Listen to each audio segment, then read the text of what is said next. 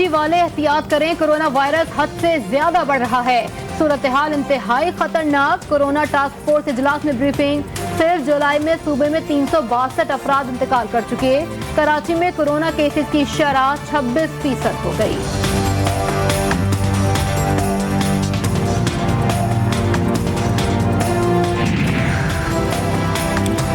वज़ीर आला Sindh Murad Ali Shah corona SOPs के खिलाफ वर्जियों पर बरहम। शहरी गैर जरूरी तौर पर घरों से बाहर ना निकले।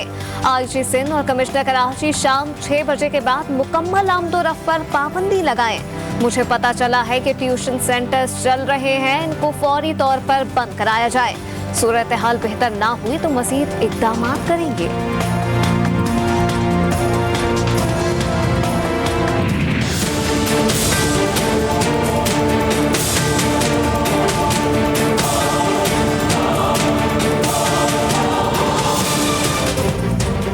कोरोना वायरस ने एक रोज में 29 अफराद की जान ले ली। वायरस ने 24 घंटों के अंदर 3000 से ज्यादा अफराद को अपना शिकार बना लिया। मरीजों की तादाद में इजाफा खतरनाक हो गया। मुल्क भर में कोरोना से अमवात की मजमूई तादाद 23,000 से भी ज्यादा हो गई। मुल्क में मुस्बत केसेस की शरह 6.6% रही।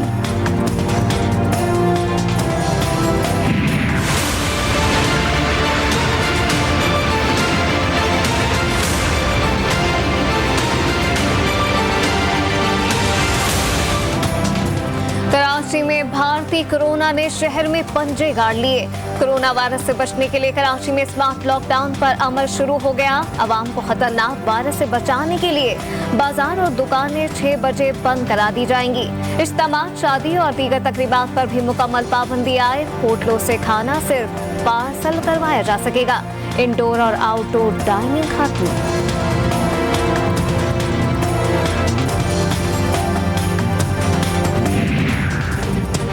सिविल अस्पताल कराची में डॉक्टर, नर्स और तिब्बी अमला कोरोना से मुतासिर। ओपीडी में डॉक्टर समेत 8 से ज्यादा तिब्बी अमले में कोरोना वायरस की तस्दीक। अस्पताल की तमाम ओपीडीज और ऑपरेशंस को मौसम कर दिया गया।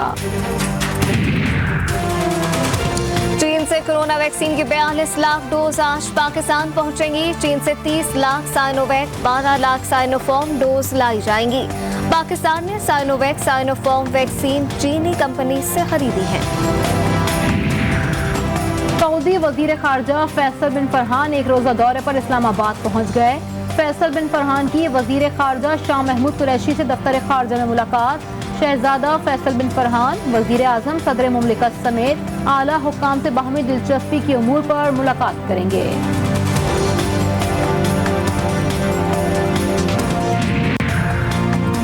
वज़ीर आज़म की सदारत में वफाकी काबीना का इजलास आज होगा। इजलास में 20 निकाती एजेंडे पर गौर किया जाएगा। वोटिंग मशीनों और ओवरसीज पाकिस्तानियों को वोटिंग का हक देने से मुतालिक कानूनी सिफारिशात पेश की जाएंगी। काबीना नेशनल साइबर सिक्योरिटी पॉलिसी और FIA में नए कवानीन शामिल करने से मुतालिक फैसलों की भी मंजूरी दे दी गई। इंतखाबी इस्लाहात और नैब कवानीन पर हुकूमत खुले दिल से आगे बढ़ना चाहते हैं कि बड़े मामलात पर पार्लियामान में इत्तेफाक राय पैदा हो। वफाकी वजीर इत्तलात फवाद चौधरी ने हुकूमत और अपोजिशन में इलेक्शन कमीशन के मेंबरान की तकर्रुरी पर लॉकडाउन के तासुर को गलत करार दे दिया।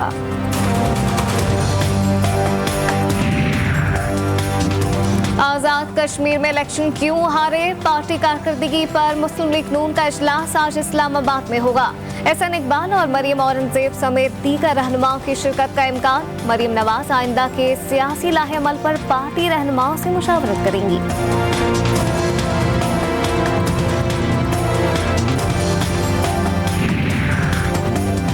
कल रात जूम पर एक मीटिंग हुई जिसमें एक बाजी, अंकल, एक डैडी और एक कजन शरीक थे। शहबाज गिल ने कहा बाजी ने सारी जिम्मेदारी अंकल पर डाल दी कि उन्होंने कश्मीर में कुछ नहीं किया। अंकल ने कहा कि इस बयानिए पर कश्मीर तो क्या, पंजाब से भी आइंदा कोई सीट नहीं मिलेगी।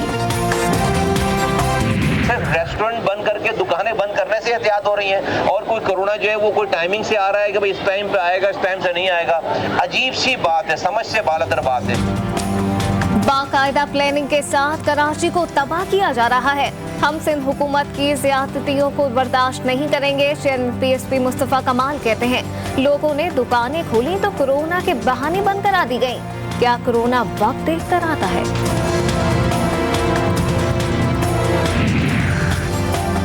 मुझसे इस्तीफा क्यों लिया? खैबर पख्तूनख्वा काबीना के मुस्ताफी रुकन डॉक्टर हशाम इनामुल्लाह बरहम, साबिक सूबाई वजीर डॉक्टर हशाम इनामुल्लाह ने गवर्नर शाह फरमान और वफाकी वजीर अली अमीन गंडापुर को जिम्मेदार करार देते हुए वजीर आला महमूद खान को खत लिख दिया। पीपल्स पार्टी के रहनुमा खुर्शीद शाह के इम्तहानात का सिलसिला जारी, जमानत की दरख्वास्त एक बार फिर मुस्तरद। सिंध हाई कोर्ट ने ट्रायल कोर्ट को केस जल्द निपटाने का हुक्म दे दिया। सिंध में आज भी इंटर के इम्तहानात में पेपर आउट होने का सिलसिला जारी रहा। सखर और नवाबशाह बोर्ड की नाअहली सामने आ गई। पेपर आउट होते ही सोशल मीडिया की जीनत बन गया। 12वीं क्लास का कीमिया का पर्चा इम्तहानी मराकज में बाद में पहुंचा, पहले व्हाट्सएप पर आ गया।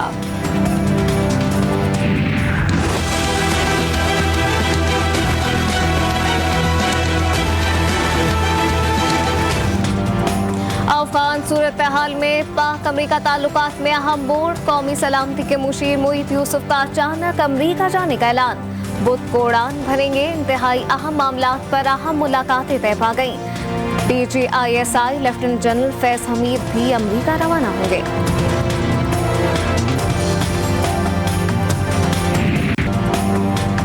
पहाड़ों के बेटे मोहम्मद अली सतपारा की लाश मिल गई। जानिस नूरी और जॉन पैपलो की लाशें K2 बेस कैंप 4 से 300 मीटर के फासले पर देखी गईं।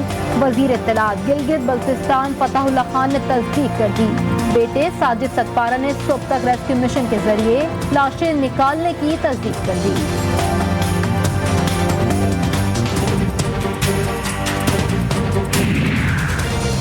वफाकी दार हुकूमत इस्लामाबाद और रावलपिंडी समेत पंजाब के कई शहरों में मानसून बारिशों का सिलसिला जारी। रावलपिंडी के कई इलाके ज़ेर-ए-आम आ गए।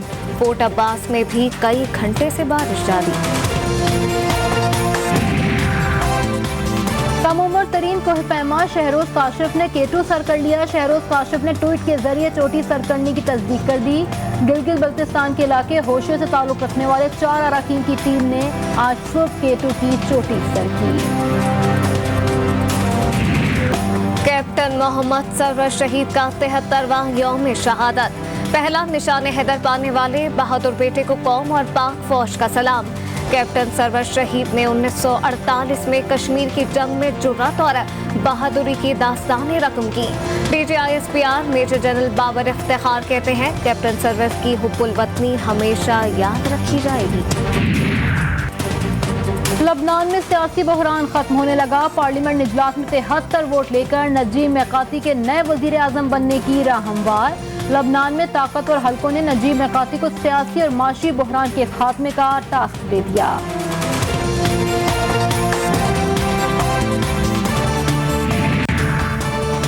ट्यूनिस में नया सियासी बहरान शुरू। सदर ने पार्लियामेंट तोड़ दी। ट्यूनिस के वजीर आजम हशाम मशीशी को ओहदे से फारिग कर दिया। ट्यूनिस के सदर कैस बिन सईद ने मुल्क की बागडोर संभाली। ट्यूनिस के दाल हुकूमत ट्यूनीसिया में कोई बड़ा अवामी रद्द-ए-अमल सामने ना आ सका।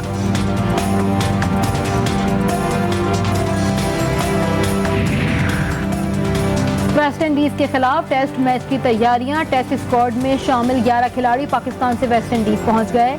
तमाम खिलाड़ी एक रोज तक आइसोलेशन में रहेंगे। कोविड टेस्ट के नताइज मंफी आने के बाद खिलाड़ियों को ट्रेनिंग की इजाजत होगी।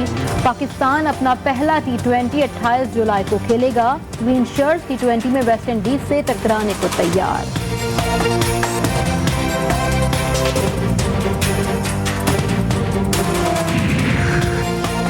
टोक्यो ओलंपिक में अमेरिका ने पॉइंट्स टेबल पर पहली पोजीशन हासिल कर ली। मेजबान जापान की दूसरी पोजीशन है। चीन पहली से तीसरी पोजीशन पर पहुंच गया। स्विमिंग में पाकिस्तानी तैराक हसीब तारिक इब्तिदाई मुकाबले में शामिल होंगे।